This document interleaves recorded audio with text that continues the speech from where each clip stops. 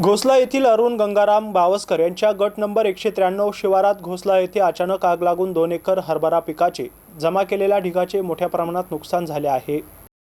तुळसाबाई अरुण बावस्कर या सकाळी शेतात काम करण्यासाठी गेल्या असता त्यांना 2 एकर क्षेत्रावरील हरभरा पिकाचे ढिगार जमा केलेल्या ठिकाणी आग लागलेली असल्याचं दिसून आलं। त्यांनी आजूबाजूच्या सर्व शेतकऱ्यांना कळवलं आणि आग लागल्यामुळे 2 एकर क्षेत्रावरील हातातोंडाशी आलेले हरभरा पीक नष्ट झाल्याने एका अल्पभूधारक शेतकऱ्यावर मोठी शोककळा पसरली आहे। या घटनेची माहिती मिळताच महसूल अधिकारी तथा कृषी सहाय्यक यांनी भेट देऊन पंचनामा केला असता या पिकाची माहिती 2 एकरावरील असणारा हरभरा हा जवळपास अंदाजे 15 क्विंटल उत्पन्न लक्षात घेता 80,000 रुपयांचे नुकसान झालं असल्याचं लक्षात आलंय। तसा पंचनामा महसूल अधिकारी तलाठी गोरखनाथ गव्हाणे, कृषी सहाय्यक वैष्णवी भगत यांनी करून घेतला आहे। आम्ही वरिष्ठांकडे अहवाल दाखल करताच लवकरात लवकर मदत मिळवून देण्याचा प्रयत्न करू असं आश्वासन त्यांनी दिलं आहे। या घटनेमुळे सर्वत्र हळहळ व्यक्त केली जाते। Dnyaneshwar Patil, MC news, Soygaon, Chhatrapati Sambhajinagar.